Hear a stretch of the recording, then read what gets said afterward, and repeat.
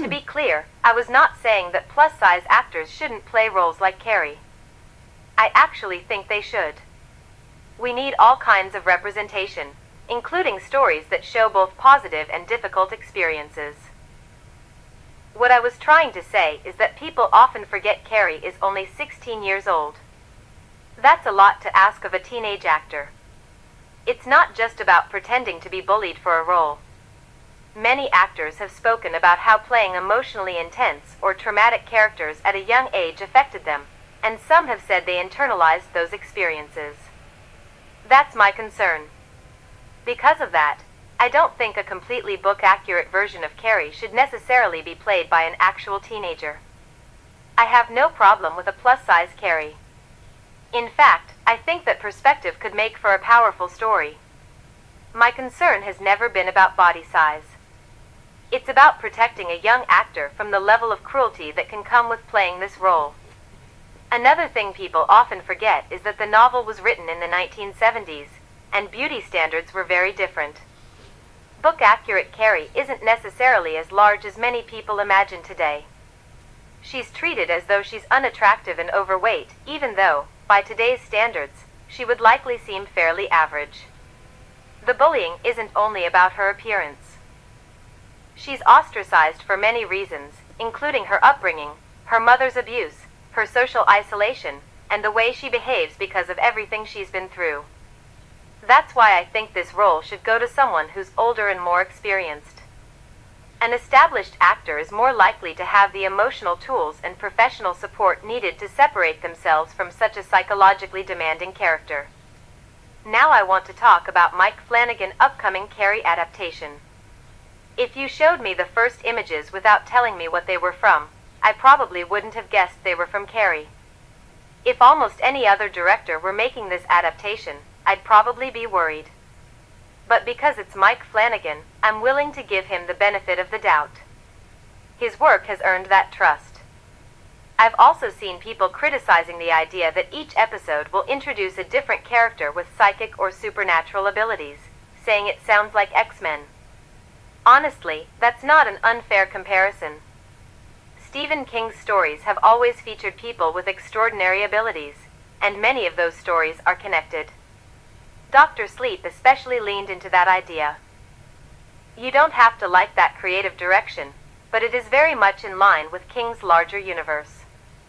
There is one question I've genuinely been thinking about, though. Why are so many men drawn to adapting Carrie?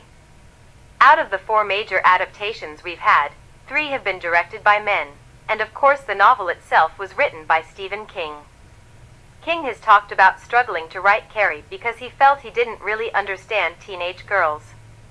His wife, Tabitha King, famously encouraged him to continue after he threw away his early draft. Even knowing that, I sometimes feel like there's a certain emotional distance between the author and Carrie as a character. I also have mixed feelings about wanting a completely book-accurate adaptation. On one hand, I'd love to see a version that's faithful to the novel. On the other hand, I think about what we'd be asking a young actress to endure. Recently, I saw a clip online of an actress playing an unlikable character. Instead of criticizing her performance, people flooded the comments with cruel attacks on her appearance, as if the way she looked was something they were entitled to judge. If that's how people treat actors today, imagine what a real teenager playing a book-accurate Carrie might experience. The online harassment could be relentless. That's why I'm conflicted. I understand why people want a more faithful adaptation, but I also think we have to consider the real person behind the character. No role is worth putting a teenager through that level of public abuse. Finally, while I'm genuinely excited to see Mike Flanagan take on Carrie, a part of me still wishes he were putting that same creative energy into adapting The Dark Tower. That's the Stephen King project I've wanted to see him tackle for years. Those are my thoughts, but I'm genuinely curious what everyone else thinks. Do you agree that an older actor would be a better choice for a book-accurate Carrie, or do you think authenticity should come first, even if it means casting a real teenager? I'd love to hear your perspective. Zelensky faces protests over removal of Ukraine's defense minister despite military gains. The removal of Ukraine's widely respected defense minister, despite recent military successes, has sparked rare public protests in Kiev and exposed an unprecedented split within Ukraine's military leadership over the country's war strategy against Russia. Mykola Fedorov, who earned praise for his innovative leadership during his 6 months as defense minister, announced late Wednesday that he had been removed from the position following disagreements with Ukraine's commander-in-chief, Oleksandr Syrsky. President Volodymyr Zelensky acknowledged the protests on Thursday and expressed confidence that Fedorov would continue serving in his administration. "I am confident that Fedorov will remain on my team, and we will discuss a little later what that will look like," Zelensky said. Fedorov's dismissal has triggered significant political debate in Kiev and raised concerns among Ukraine's Western allies. A senior European official told CNN that the decision came as a bit of a shocker and warned it could have broader implications for Ukraine's relationships with key international partners. Many allies viewed Fedorov as a strong advocate for military reform and anti-corruption efforts, both within the armed forces and across the Ukrainian government. Russian missile strike devastates Kiev. Russia launched one of its largest aerial attacks of the war against Kiev in the early hours of Thursday, firing hundreds of drones and dozens of missiles at the Ukrainian capital. According to Reuters, at least 30 people were killed and more than 90 others were injured. Around 130 buildings were damaged, making it the deadliest attack on Kiev this year. Powerful explosions echoed throughout the city overnight as thousands of residents sought safety in bomb shelters and underground metro stations. Thick columns of smoke rose over the capital while emergency crews searched through collapsed buildings for survivors. Ukraine's emergency services said the death toll increased after additional bodies were recovered from the rubble. Officials warned that more victims could still be found as rescue operations continued. One of the hardest-hit locations was an eastern district on the left bank of the Dnipro River, where multiple residents remained missing beneath the debris. Rescue crews will work without interruption until all the debris is cleared, officials said, warning that the number of casualties could continue to rise.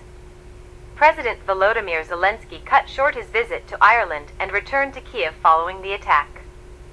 Visiting the site of a heavily damaged residential building, he argued that delayed deliveries of promised Western air defense systems contributed to the scale of the destruction. "If our partners had delivered on their promises in a timely manner, I think we could have saved more homes and lives today," Zelensky said. "All we ask of our partners is simply to do what we've agreed on." In his nightly address, Zelensky said strengthening European air defenses would be a major priority at the upcoming NATO summit in Turkey. Justin Baldoni challenges Blake Lively's legal fee request.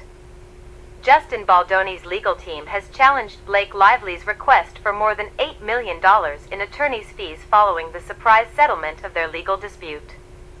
According to People, Baldoni's attorneys asked a judge on Monday to either reject or substantially reduce the request.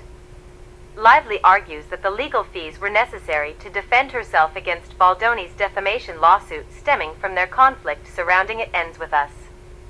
Baldoni's attorneys described the request as anything but a typical fee motion, arguing that the amount sought is excessive and that Lively's legal team billed at unusually high rates.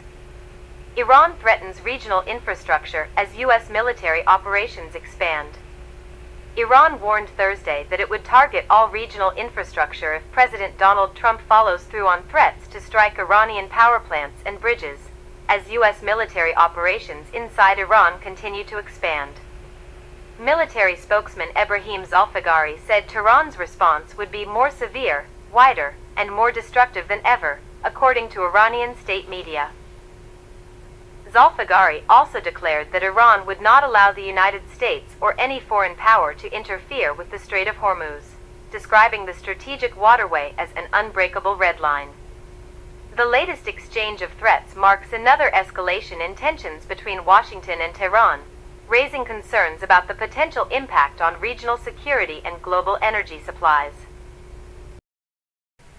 A U.S. congressman who has long been considered supportive of Israel described a disturbing experience after being detained at gunpoint by Israeli settlers in the occupied West Bank. According to the congressman, He and others were visiting a Palestinian village where settlers had allegedly destroyed homes and a school. While documenting the damage, a group of armed settlers reportedly arrived carrying American-made rifles, blocked the road, and detained them until the Israel Defense Forces, IDF, arrived. The congressman said the soldiers appeared to side with the settlers rather than the Americans. He described seeing what he viewed as arrogance in the young settlers, who laughed while holding the group at gunpoint. He questioned why U.S. taxpayer dollars should support actions that, in his view, were being used to intimidate even American officials. Reflecting on the incident, he said that if this could happen to a member of the U.S. Congress, it made him wonder what ordinary Palestinians experience every day. He concluded that this is an important question that deserves serious consideration. Separately, Israeli Prime Minister Benjamin Netanyahu delivered a speech near Dimona, home to Israel's main nuclear research facility. During his remarks, he warned Iran that Israel was prepared for any scenario and that any future attack would receive a much stronger response than in the past. Netanyahu also referenced meeting with the head of Israel's Atomic Energy Commission at what he called the textile factory, a phrase widely understood to refer to the Dimona nuclear facility. Israel maintains its long-standing policy of nuclear ambiguity, neither confirming nor denying that it possesses nuclear weapons. Some geopolitical analysts interpreted the decision to deliver such a warning from Dimona as a symbolic signal intended to emphasize Israel's strategic capabilities without officially changing its policy. In another development, New Mexico's Attorney General announced that federal prosecutors in the Southern District of New York would not participate in the state's criminal investigation into Jeffrey Epstein's Zorro Ranch in New Mexico or individuals who may have assisted him. The announcement prompted renewed discussion online about the scope of the ongoing investigation. Meanwhile, social media users have been discussing a plugin called Echo Volt. According to claims circulating online, the plugin scans every player on a server regardless of whether they are in a house, a hub city, or another location. Some players reported that they were scanned simply by being on US servers and described the feature as invasive and unnecessary.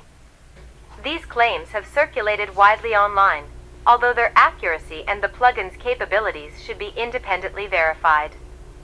Finally, discussion on social media turned to comments made by President Donald Trump following the death of Senator Lindsey Graham.